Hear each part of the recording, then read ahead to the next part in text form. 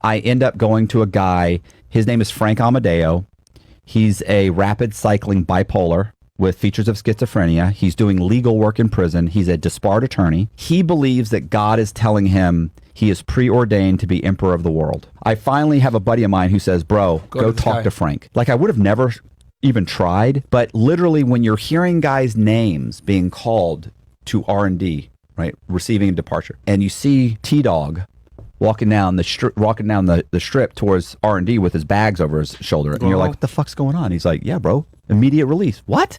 Yeah, Frank won his case. And then a week later, your buddy comes up and says, hey, you know Tom in Unit B3? Yeah. Frank just got 10 years knocked off his sentence. You see that after a year or so, you go, I think I need to talk to Frank. Yeah. Crazy or not. So I go and I talk to Frank and I explain the situation to him. I show him the documents. I show him the emails. I show him everything that I did. And he says, I'm not going to let this happen. This is disgusting. When my legions march on Washington, I'm going to burn the Constitution and the president will kneel at my feet. And I'm staring at my buddy who told me this guy should do my legal work. And he's like, just calm down.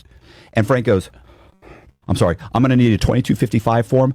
Tell Jimmy that I'm going to need him to type up a motion for, and he just starts rambling. And guys grab their shit and start writing down notes. And I'm like, the f is going on? He's like, I'm going to need your transcripts. I'm going to need a copy of your judgment commitment. I'm going to need a copy of, and he starts telling me everything and they're all writing it down. Genius.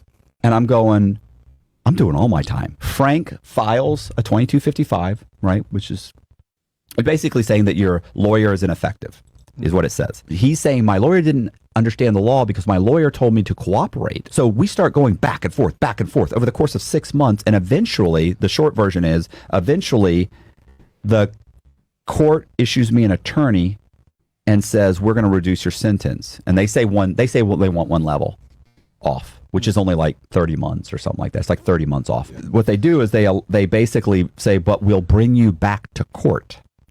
So they bring me back to court. I argue. My new attorney argues in front of, and listen, Millie, my old lawyer, gets on the stand. There was an FBI agent that kept coming to see me, trying to build a case, but it never happened. She comes and gets on the stand. I'm like, everybody's coming. On your behalf, okay. Everybody. Okay. And the judge says, Mr. Cox, like, we're asking for like 13 years off. He's like, the prosecution's asking for 2.5 years. That's not nearly enough for what Mr. Cox has done. He's like, but Mr. Cox, he's like, you're asking for 13 years. That was never going to happen. Right. And I'm like, oh my God. Yeah. And so he says, I'm going to give you 3 levels off. And that ends up being 7 years. That's 7 years. 7 years. Everybody knows I went back to court. Yeah. So now I'm a snitch walking around the compound. I know for a fact Casey Anthony did not kill that little girl. When Jose and I were working the case, we had some of the best forensic scientists, not cops, not criminal, not CSI, scientists. The head honchos, Dr. Bodden, Dr. Lee, from the OJ, top world-renowned guys. And we kept waiting for them to give us bad news. Sometimes you hire an expert, you look for loopholes, and they say, I've, looked at this 1,000 different ways, and there's only one way to look at it. Matt, you did it. And that's it. And that's it. You're stuck, But you need to know that.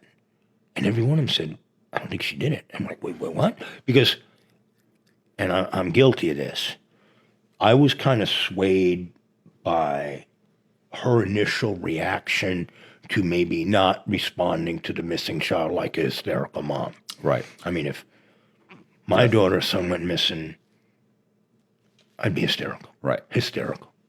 Off the chain hysterical. You couldn't console me. So, to me, that kind of looked like, well, maybe you did, but, and she never told me she did it. She just kind of nonchalantly, no, I didn't. Right. And so I kind of had my jury, my personal internal jury was out. Right. But when I started hearing from the top dogs in the world on this, man, listen, all due respect to Casey Anthony, she's not good enough to fool the best forensic scientists. None of us are. Right. You got to be better than the best. And she's never committed a crime before. She had a speeding ticket. You know what I mean? She just was a young woman who didn't react the way a lot of people would react. Right. She clearly had some other issues going on. I mean, she, watching those videos of her just lying to the cops. Yeah, no, she's not. She's like this just like pathological. It seemed like almost, she just couldn't seem to. She couldn't tell the truth. Yeah. We'll all admit that. Right. She didn't. But you know what? She was found guilty then. No, nobody denied that. We never came in and said, oh, she told the cops the truth. Yeah. No, that was a given. Zenaida, the babysitter, I work at Universal Studios. I know it. Yeah. Right. Insanity, but that's the thing. It's kind of like the guilty man fleeth when no man pursueth. Why are you lying if you have not? I understand why you might remain silent, but why would you lie in a way that's going to be so patently obvious? I mean, these lies are going to explode in your face. I met her at a nightclub one time. I met her at a coffee shop. That can't ever be proven. But we were both employees at Universal Studios. What do you think the detectives did? Go out to Universal Studios. But I know this for a fact. And it's not because anything Casey said to me. I got a call one day. And the call was from a man that she had been seeing who was ex-military. And his name was Billy Martin. And he was a trainer for snipers. He was in his 60s, very methodical, kind of guy that, folded his napkin perfectly. It's like every single move that he made was very like exacting. Right. And he said to me, he goes, I'd like to meet with you in private at your ranch. I had a ranch in Smithville, between Smithville and Bastrop, Texas. Beautiful pine forest, 600 acres of beautiful pine forest. And he goes, I'd like to meet you out there. And I'm like, uh-oh. Right. This doesn't sound very good. And I said, well, why do you want to meet with me? And he said, I want to tell you something that I can't tell you over the phone. And I said, well, Billy, this makes me a little nervous. He goes, you don't need to be nervous, but you need to hear what I have to say. And so I said, okay, but I'm going to probably have a couple of other people there with me. He goes, that's fine, as long as they're not in the conversation with you and I. Right. Long story short, he pulls up in his white truck, and I'm like, can you kind of show me? Yeah. And so he lifts up and shows me boots, shows me shirt, wasn't packing. I said, come on in. He said, first thing he said to me, you're a dead man. Okay. That's not a good conversation. That's not a good start. Not with somebody who was a professional sniper. Right. And I went, okay, what do you mean? He goes, your ex-wife, Cheryl, has offered me $1 million in a form of a loan to take you out at $100,000 a year. Each year the loan will be forgiven, and then a new loan will be implemented for 10 years. Okay. And I'm like, why are you telling me Why are you telling the FBI this? I did. Oh, okay. Okay, I was going to say. I did. And so I said, why are you telling me this? He said, because something's not right with her. And he goes, she is going to try to kill you. And I'm not going to get pegged for it. Right.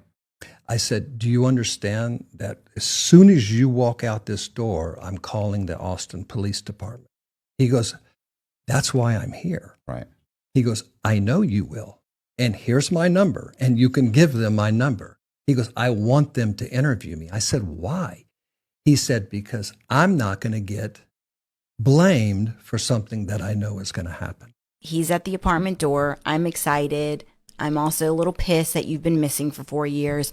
He was fleeing the country because he got in some legal problems. He didn't go too much into detail, but he said that somebody was hurt. He was here and he just never forgot me. And he just loved me all these years and always thought about me and whatever. And so I'm trying to be like all hard and tough. But of course I'm like, okay, I never forgot you either. And I'm like, all right, yeah. So I'm excited. I'm like, this is like some kind of mafia love story. He had a business. He had a